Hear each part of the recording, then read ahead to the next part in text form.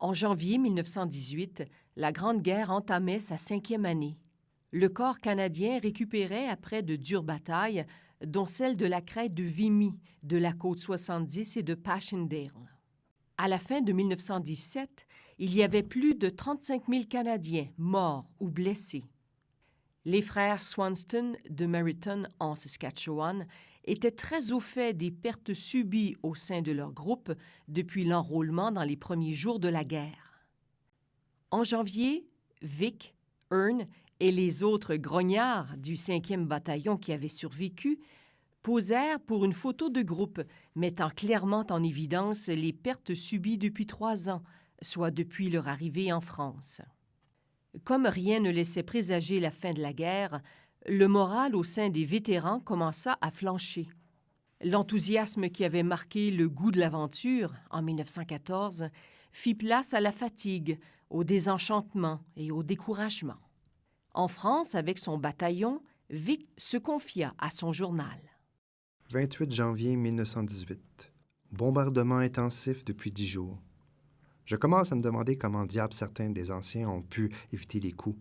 Semaine après semaine, la bande de copains s'en tire sans perte, tandis que d'autres se font bousiller tout le temps. 17 février 1918. Dans les ordres reçus aujourd'hui, on a appris que les soldats mariés, venus en 1914, devaient se tenir prêts à aller en permission au Canada. Eh bien, c'est tant pis pour ceux qui sont venus célibataires comme nous. Le gouvernement ne se serait pas porté plus mal de laisser rentrer les célibataires. Il reste peu d'entre nous. Et puis, de toute façon, on est plus ou moins à bout. On a été de service depuis 4 ans maintenant, et notre chance ne durera pas éternellement. À l'été 1917, devant l'accroissement des pertes et la diminution des enrôlements, le gouvernement du Canada adopta la loi du service militaire autorisant la conscription d'hommes admissibles pour le service à l'étranger. En février 1918, il était clair que la première phase de la conscription, avec moins de la moitié de son objectif de recruter 100 000 hommes, ne répondait pas aux attentes du gouvernement. Les efforts pour recruter plus d'hommes et pour arrêter ceux qu'on soupçonnait d'esquiver le service provoquèrent des émeutes à Québec qui durèrent du 28 mars au 1er avril.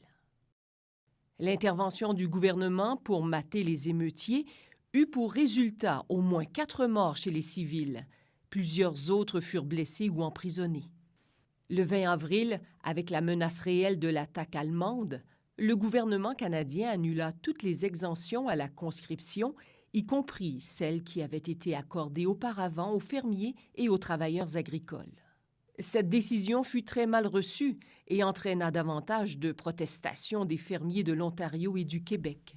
Cependant, dans l'ouest du Canada, des organisations comme la Saskatchewan Grain Growers Association n'accordèrent pas d'appui officiel aux protestations. Même si les décisions du gouvernement et les réponses des communautés agricoles exacerbèrent les tensions, les dispenses pour les fermiers ne furent pas rétablies. Suite à l'effondrement de l'armée russe en 1917 et au refoulement des Italiens dans les Alpes, les Allemands purent concentrer leurs forces sur le front occidental. Les Allemands planifièrent un assaut général afin de porter un coup décisif aux Alliés. Cette décision du haut commandement allemand s'imposait pour une raison bien simple. L'entrée en guerre des États-Unis signifiait un apport énorme de matériel et d'hommes qui allait faire pencher la balance en faveur des Alliés. En d'autres mots, les Allemands devaient attaquer maintenant ou perdre la guerre.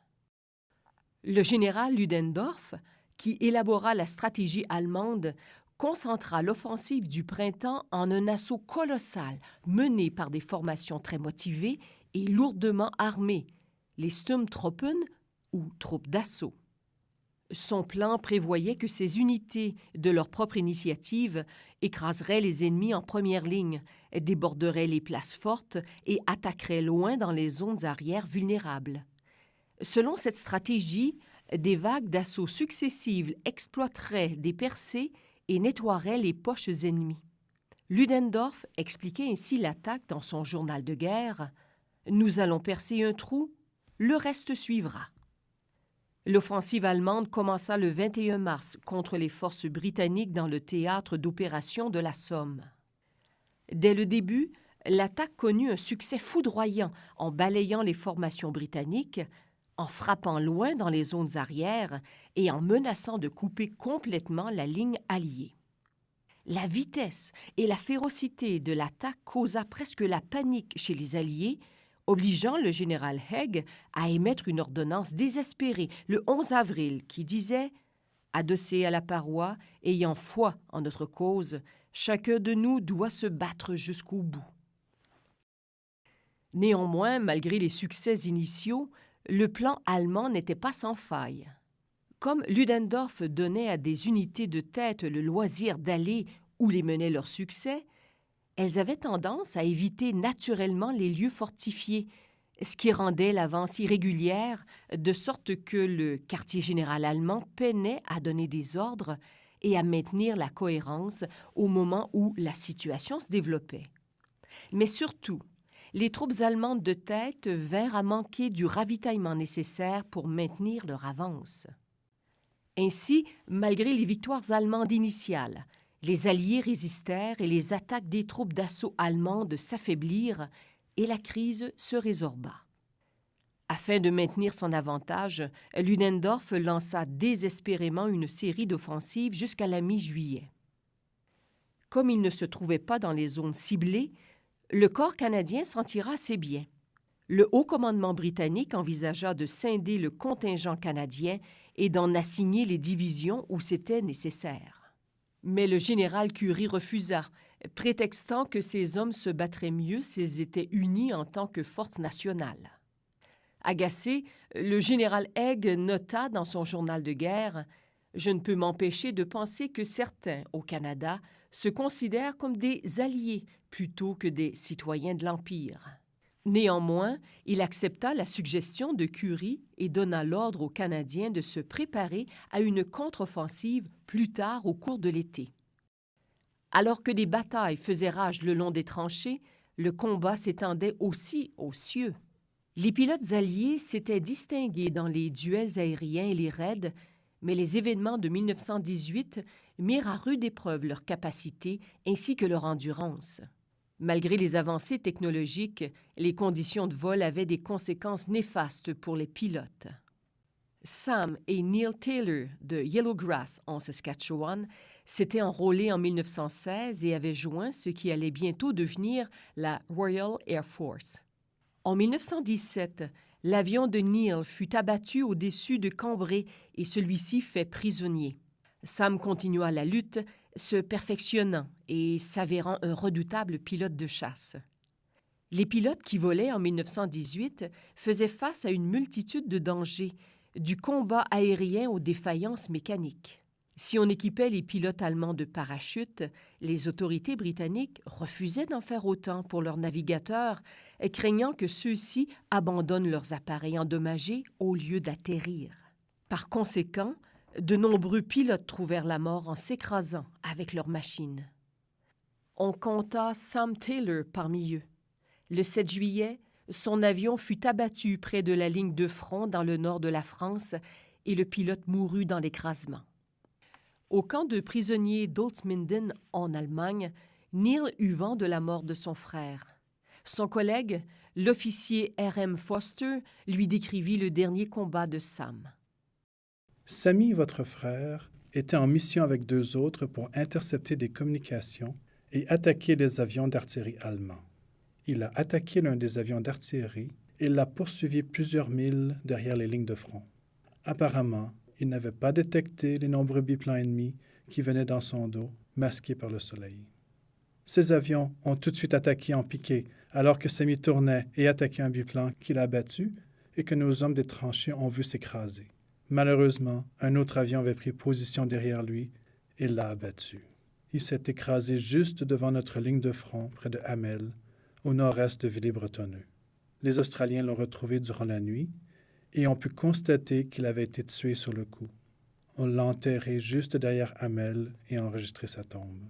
J'ai la certitude que votre frère se méritera bientôt la croix du service distingué dans l'aviation. Il était d'une bravoure extraordinaire et était de loin le meilleur que j'ai eu dans mon escadrille. On décerna à Sam de manière posthume la Croix de guerre française. L'offensive allemande du printemps avait fait de nombreuses victimes et les hôpitaux alliés débordèrent de blessés.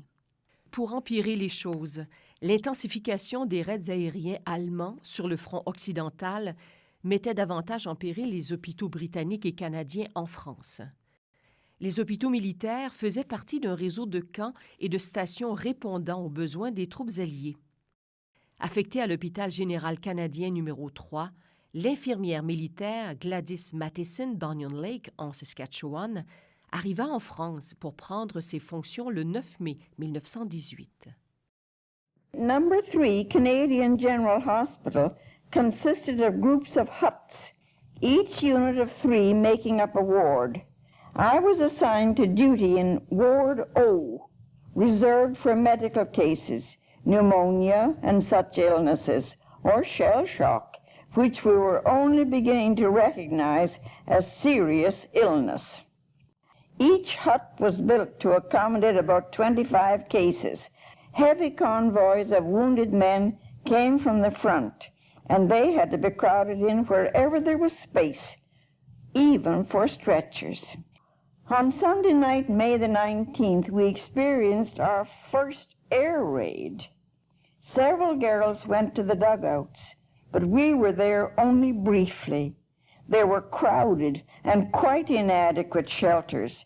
They were only a few feet underground with sandbags piled over the roof that could protect against shrapnel, but never against a bomb itself. That night, however, we were only on the fringe of the air raid, which was directed against Etop a few miles away.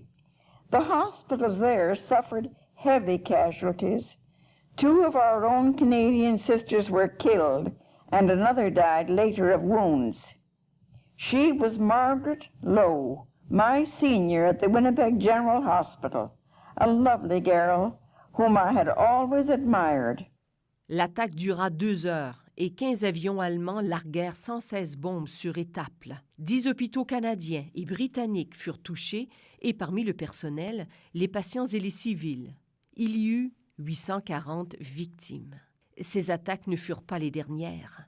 Les infirmières et le reste du personnel médical continuèrent à travailler sous la menace constante d'une attaque. It might seem that at times we could put all that from our thoughts, but it was there. How could we be unaware as bombing continued and convoy after convoy brought wounded and sick men to our crowded wards? Marquees had to be erected just outside the huts to take the overflow, and when air raid warnings sounded, we would hurriedly bring those patients on stretchers or walking the short distance to lie on the floor of the huts that had only the slight protection of sandbags as high as the windows. La bravoure et le comportement altruiste des infirmières dans des conditions si stressantes et dangereuses ne sont pas passés inaperçus. 7 infirmières et une infirmière en chef devinrent les premières femmes canadiennes à recevoir des médailles pour leur courage, chacune recevant la médaille militaire en 1919. Outre les malades et les blessés, de nombreux hommes arrivant dans les hôpitaux militaires souffraient de névrose des tranchées, un trouble nouvellement diagnostiqué causé par l'intensité de la guerre moderne. Robert Colbeck, du 46e bataillon, se rappelle des réactions d'un compagnon d'armes. Le sergent nous a demandé, à moi et à un autre gars, d'aller chercher de l'eau. On avait juste fait un petit bout de chemin quand un obus allemand a explosé à environ un demi-mille. Alors le gars s'est mis à hurler « Ils nous ont eus !» et a sauté dans une talle de saule. Je me tenais debout. Je ne pouvais pas croire ce que je venais de voir. Je ne savais pas qu'il avait la névrose des tranchées. Quand il est sorti des buissons, il tremblait comme une feuille et était blanc comme un drap. 3 années au front et pas même une égratignure qu'il m'a dit, et chaque fois qu'il sortait et changeait de tranchée, il priait pour se faire frapper. Le gars était étendu par terre, tout tremblant. Il pouvait même pas tenir son fusil, le pauvre petit gars. Il me faisait de la peine. À l'époque, on interprétait la névrose des tranchées comme un manquement au devoir ou comme de la lâcheté, et l'incompréhension des autorités militaires à propos de cette condition eut des conséquences tragiques. Les soldats qu'on arrêtait pour avoir quitté leur poste pouvaient passer en cour martiale et être fusillés. 23 Canadiens périrent de cette manière, la plupart condamnés pour désertion, et il est fort probable que plusieurs souffraient de la névrose des tranchées. Des années plus tard, la névrose des tranchées sera connue comme le trouble de stress post-traumatique. Les soldats dans les tranchées pouvaient aussi attraper des maladies graves, comme des souches virulentes de grippe qui propagèrent sur le front occidental en 1918. Le sergent Jacob Miller de Neudorf, en Saskatchewan, nouvellement promu et affecté à l'un des postes de secours, était cantonné près de la ville de Lilley, en France, lorsque le virus l'a frappé. La grippe nous a frappés de plein fouet et faisait des ravages parmi nos hommes. Les conditions météorologiques froides et humides aggravaient furieusement le fléau. Les ambulances s'affairaient nuit et jour à transporter les hommes malades. Allen et moi allons d'un cantonnement à l'autre, administrant les traités médicaux que nous pouvions et rassemblant les cas critiques pour les envoyer à l'hôpital. On dormait à peine. Ici et là, on pouvait souffrir quelques minutes de repos pour se faire sortir de notre somnolence par un autre appel. Jour après jour, la même corvée interminable. Je me suis demandé combien de temps il faudrait avant que nos rangs soient entièrement décimés. L'épidémie de grippe eut un effet stratégique sur les batailles de l'été 1918. Au sein des divisions britanniques, la maladie affecta environ 15% des hommes. Cependant, les Allemands, affectés par la malnutrition à cause du blocus maritime, souffrirent bien davantage. Selon les estimations, plus de 2000 hommes par division étaient malades. Vers la mi-juillet, l'Allemagne avait dilapidé son avantage en hommes, tandis que ses approvisionnements et ses troupes étaient épuisés suite aux attaques à répétition. En apprenant cela, le commandant en chef, le général Ferdinand Foch, donna l'ordre d'une contre-offensive combinant les forces françaises et américaines près de Paris, qui menèrent à la victorieuse seconde bataille de la Marne, bataille qui dura du 18 juillet au 6 août. Les Allemands titubèrent sous la férocité de la contre-attaque et en seulement 3 semaines furent refoulés aux positions qu'ils occupaient plus tôt au printemps. Alors que faisait rage la seconde bataille de la Marne, Foch exhorta les Alliés à passer à l'offensive. Haig acquiesça et donna l'ordre aux Australiens et aux Canadiens de se préparer à mener l'attaque. La bataille d'Amiens commença le 8 août et devint la première phase de ce qu'on appela l'offensive des 100 jours, qui culminera avec la fin de la guerre. Les frères Swanston et leur 5e bataillon furent de ceux envoyés à Amiens. À leur arrivée, Vic nota dans son journal. 8 août 1918. On a passé les 6 derniers jours à venir ici, à partir d'Arras. On a pris le train à Saint-Paul et on s'est dirigé vers le nord, près de la côte. Il faisait nuit quand on est arrivé. Tous nos déplacements se faisaient dans le secret. Personne ne savait où on allait. On a pris un autre train et voyagé toute la nuit. On a débarqué à une voie d'évitement isolée et on est resté jusqu'à ce qu'il fasse noir. On a voyagé toute la nuit en direction du front. De jour, nos wagons étaient couverts de bâches vertes et on se tenait hors de vue des avions ennemis. On ne pouvait pas faire de feu et chaque homme avait reçu un bout de papier lui enjoignant de garder le silence. Alors on a appris que le 5e allait se lancer à l'attaque. Au cours des 3 dernières années, le corps canadien s'était forgé la réputation d'être les troupes d'élite des forces alliées et le haut commandement savait qu'il fallait camoufler le moindre déplacement des Canadiens pour éviter d'alerter les Allemands. Par conséquent, un détachement de 2 bataillons d'infanterie, une unité radio et un poste d'évacuation furent envoyés au front, près d'Ypres, afin de faire croire aux Allemands que tout le corps canadien se déplaçait vers les Flandres, au nord, alors qu'en réalité, les 4 divisions d'infanterie furent déployées à Amiens sans être détectées par les Allemands. Rompant avec la doctrine établie, les défenseurs ne furent pas mis en alerte par un bombardement intensif durant toute une journée. À la place, il n'y eut qu'un pilonnage relativement bref, juste avant l'assaut. À l'heure 0, le 8 août, l'artillerie alliée ouvrit le feu et réduisit au silence 504 des 530 canons allemands, tandis qu'un barrage d'artillerie roulant protégeait l'avance des soldats alliés. Les Canadiens et les Australiens, appuyés par des centaines de blindés, capturèrent leurs premiers objectifs tôt le matin. La vitesse de leur avancée était telle que les Canadiens capturèrent un groupe d'officiers allemands avec leur état-major alors qu'ils déjeunaient. Des unités alliées successives exploitèrent le succès de l'attaque, perçant une brèche de 24 kilomètres de long dans les lignes allemandes. La voie étant libre, la cavalerie alliée continua l'avance, tandis que le feu des avions de la RAF et des voitures blindées empêchait les Allemands en fuite de se regrouper. À la fin de la première journée, les forces alliées avaient avancé d'environ 11 kilomètres en territoire ennemi, avec une avancée de 13 kilomètres pour les Canadiens. Les attaquants avaient capturé 16 000 prisonniers et les Allemands avaient perdu environ 30 000 soldats. 5 divisions allemandes avaient été anéanties. Les infanteries britanniques, australiennes et canadiennes de la 4e armée avaient subi des pertes de 8 000 hommes, sans compter les pertes des tankistes, des aviateurs et des forces françaises. Le général Ludendorff décrivit le premier jour de la bataille d'Amiens comme « le jour noir de l'armée allemande », pas tant à cause du terrain perdu au profit des Alliés, mais parce que le moral des troupes allemandes s'était effondré au point que de nombreuses troupes décidèrent de capituler. L'avance se poursuivit les 9 août, avec des résultats moins spectaculaires que la veille. L'infanterie avait distancé son support d'artillerie et la force initiale de plus de 500 blindés était maintenant réduite à 6 en ordre de combat. Sur le front canadien, les embouteillages et les problèmes de communication ralentissaient l'avance des hommes au point qu'il n'était plus possible de maintenir l'élan de l'attaque.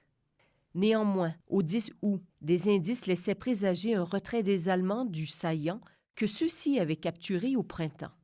Selon les comptes rendus officiels, au 27 août, les Alliés avaient capturé près de 50 000 prisonniers et 500 canons. La bataille d'Amiens fut une victoire incontestable et elle permit d'établir la cadence des opérations pour les 3 mois suivants, soit une série de batailles qui allait enlever aux Allemands le goût de continuer la guerre. Au pays, en Saskatchewan, il y eut du gel en juillet de l'été 1918 qui détruisit les récoltes de blé dans le nord de la province, tandis que la sécheresse réduisit le rendement dans l'ouest à 10 boisseaux par arpent. Le ministre de l'Agriculture, Charles Dunning, déclara que la saison de culture débuta avec des conditions météorologiques favorables, mais à cause des enrôlements nombreux et de la mise en application de la loi sur le service militaire, les travailleurs pour les semences étaient rares et coûtaient cher, sans compter qu'ils avaient peu d'expérience. Les bureaux de placement opéraient à plein régime afin de s'assurer de combler les besoins en travailleurs dans tous les départements. Malgré tous les efforts, la récolte de 1918 fut l'une des pires jamais vues. Dans certaines régions, le blé fut entièrement détruit. On demandait de plus en plus aux femmes de combler les besoins de la main-d'œuvre, non seulement pour aider à la production agricole, mais aussi dans une multitude d'autres emplois dans les villages et les villes de la province. La demande accrue pour les femmes à travailler hors de la maison mena à la création de la loi sur le salaire minimum qui établissait les heures et les conditions de travail pour les femmes en milieu urbain. La pénurie de main-d'œuvre et l'augmentation du coût de la vie favorisèrent le développement des syndicats à travers le pays. Les grèves devinrent chose courante. Il y eut davantage de troubles sociaux dans la population au Canada. En 1918, il y eut 9 grèves, rien qu'en Saskatchewan. À cause des répercussions de la guerre sur les communautés, l'hostilité publique contre ceux dont les ancêtres viennent des pays ennemis s'est aggravée. Si la loi de 1917 sur les élections en temps de guerre avait privé du droit de vote plusieurs citoyens ayant immigré de pays ennemis, en 1918, la pression populaire contraignit le gouvernement à limiter les libertés de plusieurs groupes minoritaires. Les publications dans une langue autre que l'anglais furent l'objet d'une surveillance accrue. À cette époque, il y avait en Saskatchewan plusieurs journaux de langue allemande, incluant le Der Courier, établi à Regina, ainsi que le St. Peter's Boat, établi à Munster. Vers la fin de septembre 1918, le gouvernement canadien avait banni toutes les publications en ce qu'on considérait comme des langues ennemies, y compris l'allemand, l'ukrainien et le russe. Le 7 septembre, le commandement suprême allemand donna l'ordre à l'armée allemande de se replier sur la ligne d'Hindenburg, espérant que les Alliés ne parviendraient pas à la percer et que les Allemands puissent s'en servir comme monnaie d'échange lors des négociations de paix. Les durs combats qui firent rage le long du front occidental à la fin de septembre mirent à mal les réserves allemandes et laissaient présager la désintégration complète du front. C'était le même scénario dans les Balkans et au Moyen-Orient, alors que la Bulgarie et la Turquie, toutes deux liguées avec l'Allemagne, furent terrassées par des attaques dévastatrices de la part des Alliés. Le soir du 28 septembre, Ludendorff alla rencontrer le chef d'état-major général, Paul von Hindenburg, pour lui dire que l'Allemagne devait demander la paix le plus tôt possible. Le 29 septembre, le commandement suprême de l'armée informa le Kaiser ainsi que le chancelier impérial que la situation militaire était désespérée. Le général Ludendorff dit qu'il ne pouvait pas garantir pouvoir tenir le front pour plus de 24 heures et réclama que l'Allemagne demande un cessez-le-feu immédiat. La première démarche sérieuse pour la paix fut faite auprès du président Wilson le 4 octobre, avec l'acceptation des 14 points comme base pour des conditions favorables. Les Allemands furent très déçus lorsque les généraux alliés, insensibilisés par 4 années de guerre, demandèrent la capitulation sans condition des empires centraux. Cela marqua le début d'une série complexe d'événements comme la chute de l'Empire autrichien, la mutinerie de la marine de guerre allemande et l'abdication du Kaiser. En fin de compte, la délégation allemande se résigna à accepter une capitulation sans condition et signa l'armistice aux premières heures du 11 novembre. Le matin du 11 novembre, Jacob Miller se préparait à entrer dans la ville de Mons, en Belgique, avec sa division. On a préparé notre barda et attendu l'ordre d'avancer. Tout le monde était silencieux et tranquille. Pas un coup de feu n'a été tiré. Les heures passaient, 9 heures, 10 heures, 11 heures, et toujours pas d'ordre. Je me demande ce qui cloche, ai-je dit à Allen. Avant que je puisse répondre, on a entendu un grand cri dehors. Skinny s'est précipité dans notre cuisine comme s'il avait 10 diables au corps. « La paix, Miller, la paix est déclarée !» s'est-il exclamé tout emballé. Je l'ai regardé avec stupéfaction. Il m'est venu à l'esprit que ce pauvre Skinny était en train de perdre la boule lui aussi. La porte s'ouvrit et le docteur entra avec un sourire joyeux. Il tendit sa main vers moi. « Sergent, la guerre est finie. Ils ont signé un armistice à 11 heures ce matin. » Je lui souris et secouai la tête. Je n'arrive pas à y croire. Oui, c'est arrivé, enfin. On devrait dîner et aller à Mons. Il sortit par la porte en sautillant comme un joyeux lapin. Les frères Swanston étaient en France lorsqu'ils apprirent la nouvelle. Vic nota dans son journal. La guerre est terminée et Dieu merci. Les ordres sont venus pour le cessez-le-feu à 11h30. La grande inspection de 12h30 a duré jusqu'à la nuit. Tout le monde est trempé à l'os parce qu'il a plu fort toute l'après-midi. Des fusées éclairantes sont lancées partout dans le pays. C'est bizarre de ne pas entendre les coups de feu. Personne ne semble se rendre compte que la guerre est réellement terminée. Le soir, chacun a reçu un super grand verre de rhum. On parle de nous envoyer en Allemagne. J'espère que non. J'ai passé suffisamment de temps ici et je veux rentrer chez moi. Le matin du 11 novembre, le 46e bataillon se trouvait près de Valenciennes en France. Pat Gleason se souvenait de cette journée. When the armistice was signed, I was out to the ranges that morning with ammunition at 11 o'clock, and everything stopped. And I'll tell you that I don't know. I still think that, rough and tough as they were all saying a little silent prayer of thanksgiving that it was finished. But there was no celebrating there that night at all. There was more celebrations going on in Canada and England than there were over in France. It was just too hard to realize, you know. Durant les derniers mois de la guerre, le virus hautement contagieux qui avait affecté les soldats prit de la vigueur et se répandit dans la population civile. Ce qu'on appela la grippe espagnole avait engendré une souche qui se révéla particulièrement mortelle chez les jeunes adultes en santé. Les documents suggèrent que cette seconde vague meurtrière de la maladie se propagea au Canada à partir de la fin septembre. Les premiers cas confirmés en Saskatchewan datèrent du début d'octobre. En quelques semaines, on rapporta que des centaines de personnes dans la province étaient infectées. En France, près de Cambrai, Jacob Miller reçut des nouvelles du pays. J'ai reçu une longue lettre de ma mère. Une épidémie terrible s'est répandue dans mon village natal et dans les alentours. Les écoles étaient déjà fermées. Les familles qui étaient atteintes ont été mises en quarantaine. Beaucoup de gens mouraient de ce terrible fléau que les médecins appelaient la grippe. Heureusement, personne de ma famille n'a été atteint et tout le monde est en bonne santé. Quand j'ai appris dans les nouvelles que cette maladie dévastatrice était déjà répandue au Canada, j'étais très inquiet. Je sais trop combien de morts a été laissé dans son sillage et je souhaite sincèrement que ceux que j'aime soient épargnés. La propagation rapide de la maladie, ainsi que les moyens de coopération limités entre les gouvernements fédéraux et provinciaux, aggravèrent le problème et entravèrent les interventions. Comme le Bureau de la santé publique de la Saskatchewan n'avait pas beaucoup d'expérience avec les contagions sérieuses, la surveillance et l'application des mesures de santé dépendaient surtout des autorités municipales. Parmi celles-ci, les connaissances et les interventions variaient énormément. Les municipalités établirent des hôpitaux d'urgence pour la grippe, avec pour personnel des infirmières d'école, des professeurs, ainsi que d'autres bénévoles, puisque de nombreux professionnels de la santé servaient encore en Europe. Les comités de crise recrutaient des femmes sur place pour préparer la nourriture et s'occupaient des patients dans leur maison. On suspendit les rassemblements et on ferma les commerces.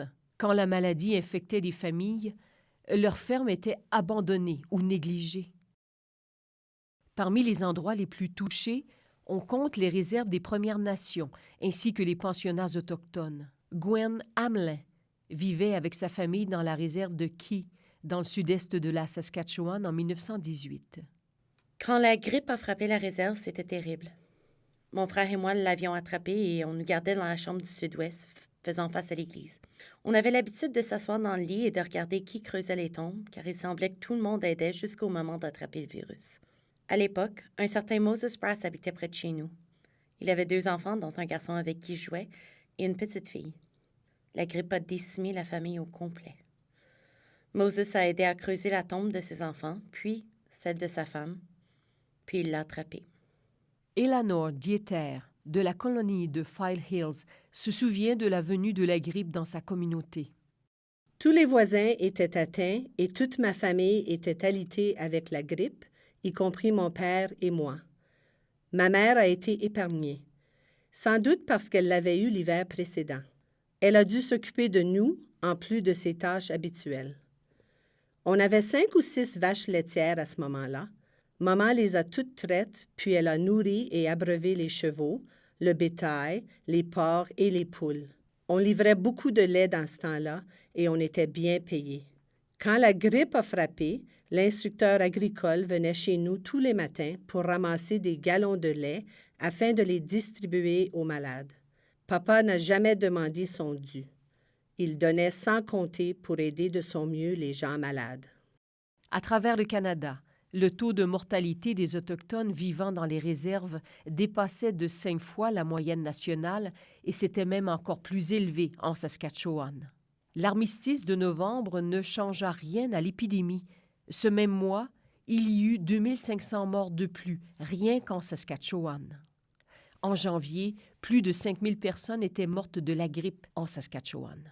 En revanche, le taux de mortalité du virus commençait à diminuer et les gens commencèrent à guérir.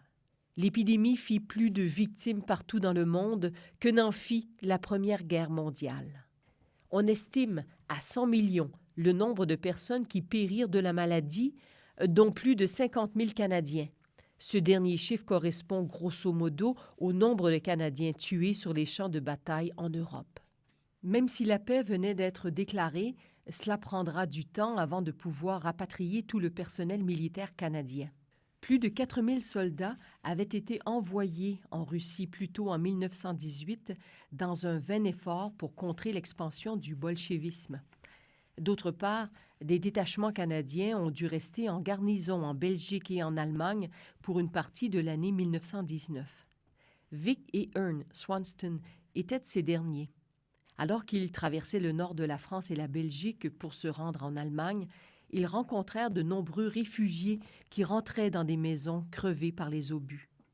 Le 14 novembre 1918, de nombreux civils s'en reviennent. Cela fait vraiment pitié de les voir. Les plus chanceux ont des chiens pour tirer leur petite charrette avec leurs affaires dessus. Mais la plupart sont des femmes ou des enfants, chargés comme des mules avec toutes leurs possessions. Ils se retournent chez eux, quoique beaucoup ne trouveront pas de maison à leur arrivée. Bon nombre d'entre eux nous demandent si tel ou tel village a été rasé par les obus, et on ne pouvait pas leur donner trop d'espoir. Pourquoi? Je sais que plusieurs de ces villages ont complètement disparu et qu'il ne reste qu'un panneau avec le nom du village écrit dessus, comme « Ici, c'était Raincourt ». Pour Gladys Matheson et ses collègues infirmières, le travail en France était loin d'être terminé. Lors des mois qui suivirent, son hôpital général s'affaira à soigner, puis à renvoyer les patients chez eux ou à préparer les soldats pour la démobilisation. Elle restera à l'étranger jusqu'en juin, puis rentrera au Canada. Parmi tous les combattants, ce sont sans doute les prisonniers de guerre qui se réjouirent le plus de l'armistice. En décembre, Neil Taylor fut relâché du camp de prison allemand de Holzminden. Il rentra au Canada en janvier 1919. La majeure partie du corps canadien passa l'hiver en Belgique, et même s'ils avaient hâte de rentrer au pays, les hommes pouvaient enfin bénéficier d'un peu de calme et de repos. Logé près de Mont, Jacob Miller put profiter des semaines de repos et de bonne nourriture qui suivirent l'armistice. Cependant, son repos fut interrompu par les nouvelles de la mort de sa mère, terrassée par la grippe en novembre. Vic Swanston aussi quitta l'Allemagne pour retourner en Angleterre en février afin de se marier. Malheureusement, sa femme et lui durent attendre d'obtenir une place afin de pouvoir rentrer au Canada. 27 février 1919. J'en ai par-dessus la tête de rester ici. Pourquoi diable ne peuvent-ils pas nous faire rentrer au pays? Maintenant que la guerre est finie, les gars vont se mettre toute une bagarre ici, on ne nous fait pas rentrer bientôt.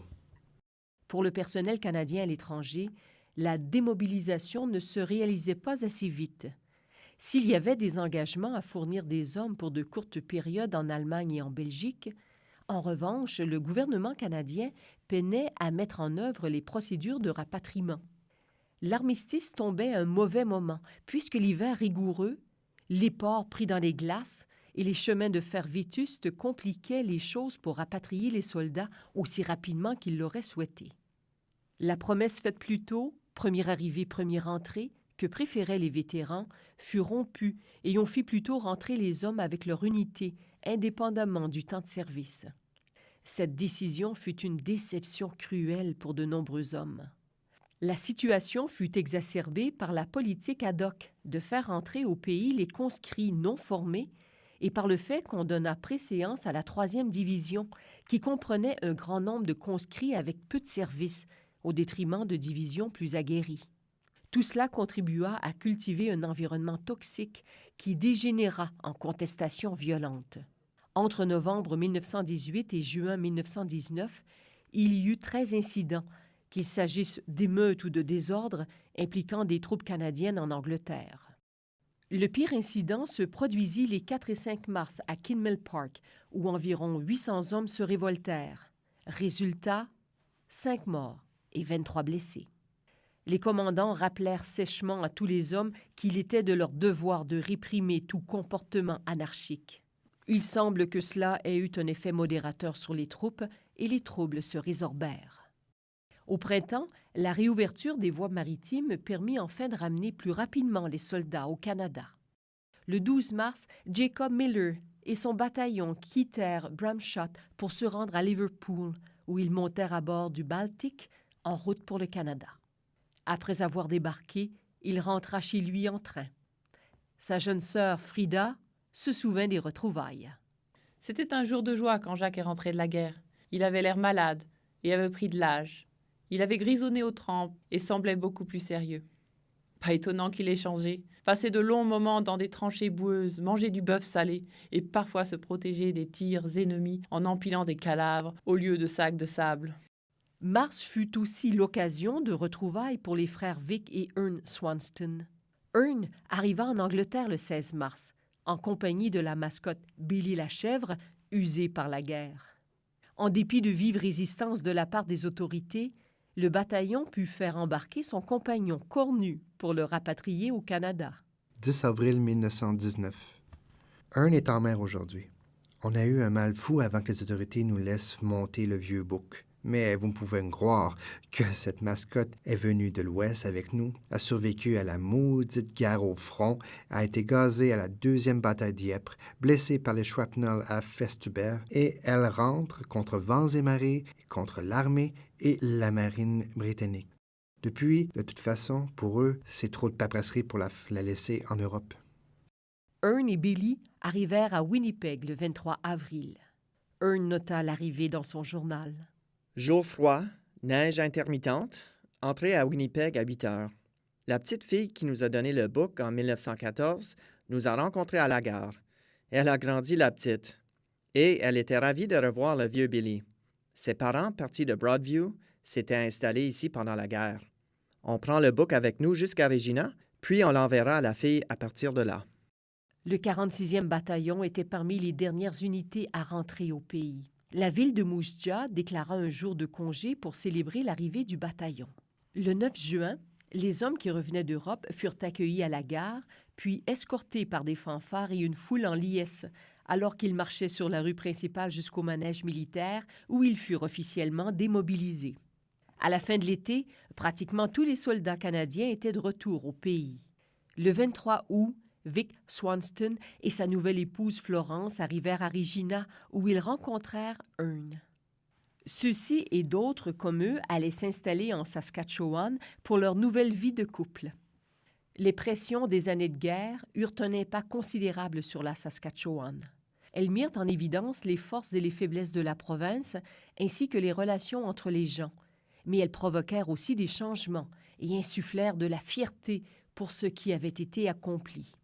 Les stratégies politiques employées pendant la crise de la conscription et dans la propagande de guerre alimentèrent les préjugés et dressèrent les Canadiens les uns contre les autres, d'autant plus que, en donnant la priorité à la guerre, le gouvernement avait négligé la santé et le bien-être de nombreux citoyens. Malgré les initiatives locales, les gouvernements fédéral et provinciaux n'étaient absolument pas préparés pour contenir une épidémie grave ou prendre soin des soldats blessés revenus au pays. Cette situation incita de nombreux habitants de la Saskatchewan à s'impliquer.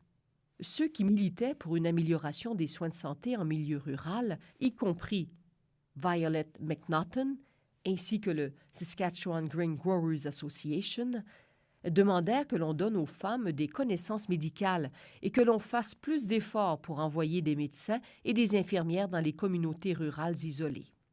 Les Premières Nations de la Saskatchewan s'associèrent avec d'autres pour revendiquer l'égalité et l'accessibilité aux soins de santé ainsi qu'à l'éducation dans le cadre de la Ligue des Indiens du Canada. Des coopératives agricoles émergèrent et les tensions en milieu de travail s'intensifièrent alors que les Saskatchewanais et d'autres Canadiens demandaient la sécurité d'emploi et plus de poids dans ce qu'ils produisaient. Les expériences de vie en Saskatchewan pendant la Grande Guerre allaient changer pour toujours la province et ses habitants. Ceux qui étaient restés et ceux qui revenaient de la guerre devaient s'adapter et reprendre une vie normale. Pour certains, il s'avérera difficile, sinon impossible, de tirer un trait sur les années de guerre. The reaction sets in. Even after I came home from the war, I found myself wake up under the bed, dodging shells, which has never bothered me, you know, when you're there, you were taught all the time, you know, right, high-strung. But when the whole thing was over, you'd have a nightmare about the war starting up again.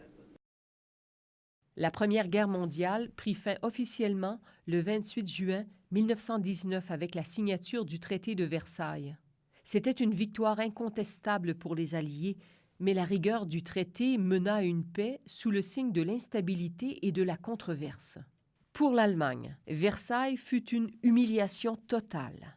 Animés par la vengeance, les Alliés levèrent le nez sur plusieurs des 14 points de Wilson, jugés trop généreux, et qui comprenaient entre autres des dispositions pour la liberté de navigation sur les mers, un commerce plus équitable, ainsi que l'établissement d'une Ligue des Nations.